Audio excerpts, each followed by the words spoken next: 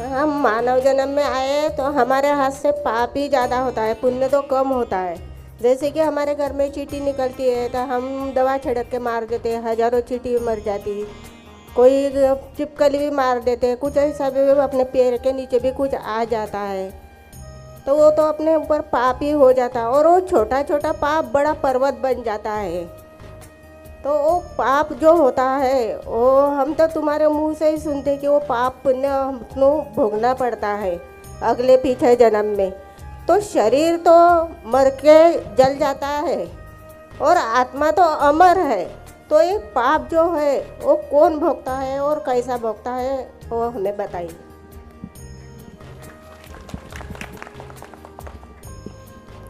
ये जो प्रश्न है इसमें समाधान पहले इस तरह करें कि हमारे द्वारा एक नियोजित किसी को मारा जाता है और एक कोई जीव हमारे द्वारा मर जाता है, उसमें मारने की कोई योजना हमारी नहीं होती है। जैसे एक चींटी, अगर हम यात्रा करते हैं चलते हैं, चींटी मर जाती है, और भी कई जंतु ऐसे पैर के नीचे आ जाते हैं, गाड़ी के नीचे आ जाते हैं तो मर जाते हैं। तो उसमें हम जो है सहभागी नहीं होते हैं, क्योंकि ना ही हमें आभास है और ना ही हमारा कोई उनको जीवों को मारने का कोई थ्योरी है, न मन है। वो अनजान बस जो है हादसे रूप में समाप्त हो जाते हैं। तो उनका अपराध नहीं लगता जीव को, क्योंकि वो भगवान की गति ही है, भगवान की व्यवस्था है। जन्म और मरण परमात्मा के हाथ में है सब जीवों के। दूसरा एक होता है नियोजित मारना। जैसे हम छापकली है, उसको तो हम नियोजित मारते हैं, वो ऐसे अचानक नहीं मरती है, क्योंकि उससे हमें खतरा रहता है, उससे हमें डर लगता है। वो उसके बारे में हमने सुन रखा है कि उसमें बहुत जहर होता है, वो भोजन में जाएगी, दूध में जाएगी, कहीं मरेगी या हमें ऊपर गिरती है तो हमें भय लगता है, डर लगता है। तो जिस प्रकार से आत्मरक्षा करने में, स्वयं की रक्षा करने में, अपनी सुरक्षा के लिए अगर हम इस प्रकार का कदम उठाते हैं तो उसका भी बहुत बड़ा पाप नहीं होता है। वो सभी जीवों के लिए परमात्मा ने आत्मरक्षा का भाव रखा हुआ है।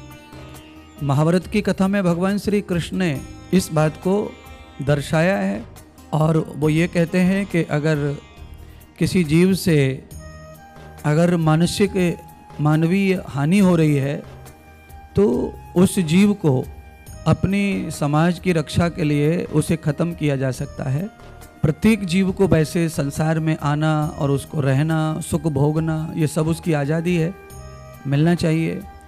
पर अगर कोई हमारे जीवन में हमें दुख पहुंचा रहा है या हमारे अलावा लाखों हजारों लोगों के लिए वो सिर दर्द बना हुआ है और उससे हानि ही होनी है, कोई लाभ नहीं होना है, तो उस स्थिति में अगर हम कोई जीव की मान हानि करते हैं तो उसका बहुत बड़ा पाप आपको नहीं लगता है, क्योंकि आत्मरक्षा में, अपनी सुरक्षा के लिए ये सब प्रत्येक जीव करता है।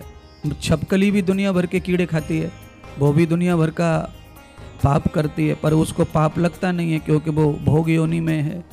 जो पाप है वो भोग रही है और स्वाभाविक है उसका खाना, इसलिए उसको अपराध नहीं लगता है। तो अपराध आदमी को जब लगता है जब हम अकारण ही किसको तकलीफ देते हैं बिना वजह के, तो पाप भी लगता है। और ये जो मच्छर मारना है, छिपकली मारना है, चींटी मूंगी इनको मारना है, और कीड़े मकोड़े बिस्तर से उनको मारना है, कॉकरोच है इनको मारना है, अगर ये सब पापों के लिए, पाप के लिए अगर गिना जा रहा है तो फिर बहुत कठिन हो जाएगा, मनुष्य जिंदा नहीं रह सकता फिर, क्योंकि ये सारे जीव मनुष्य के दुश्मन हैं और ये सब जीव अपने जीवन को जीने के लिए जीते हैं। और आपके घर में, किचन में, आपके बिस्तर में, आपके भोजन में, आपके रोटी में, ये कहीं भी उपलब्ध होंगे। अगर ये समाप्त नहीं हुए तो आपका पूरा परिवार इनकी वजह से नष्ट हो जाएगा। तो जैसे शेर अपने बच्चों की रक्षा करता है, बंदर अपने बच्चों की रक्षा करता है, कुत्ते बिल्ली अपने बच्चों की रक्षा करते हैं, तो मनुष्य तो बुद्धिमान है, इसको भी अपने परिवार की रक्षा के लिए खड़े होना है। और इस प्रकार का हादसा उसके हाथों से होता है तो वो उसके लिए निजी पाप नहीं है, उसका स्वभाव है, उसका धर्म है और उसका अधिकार है जीने का, और वो उस तरह का अगर कर लेता है तो उसे जो पाप लगता है वो पाप ऐसा है कि वो कर्म करने से, यानी कि आप दान कर देते हैं और लाखों हजारों जीवों को आप अन्नदान कर देते हैं, बहुत सारे लोगों को आप मदद कर देते हैं, हॉस्पिटलाइज कर देते हैं, एक्सीडेंट में किसी की सेवा के लिए खड़े हो जाते हैं, तो ऐसे जो पाप है ये आपके शुभ कर्म करने से ही धरती पर ही खत्म हो जाते हैं। इनका बहुत बड़ा परिणाम आपको नहीं भोगना पड़ेगा। पर आप जब किसी विशेष पाप से जुड़ते हैं तो उसका पाप आपके साथ रहता है और शरीर जल जाता है। उसके बाद पापों का पुण्यों का क्या होता है, तो पाप और पुण्य जो होते हैं वो हमारे साथ में संस्कार बन करके हमेशा ही आत्मा के साथ रहते हैं। मन बुद्धि चित्त ये यंत्र जो है ये वही काम करते हैं आपके पाप और पुण्य को जिंदा रखने का, क्योंकि मन का पाप का संबंध है, मन का पुण्य का संबंध है और मन अजन्मा है। मन का भी जन्म नहीं होता है, बुद्धि का भी जन्म नहीं होता है, चित्त का भी जन्म नहीं होता है, आत्मा का भी जन्म नहीं होता है।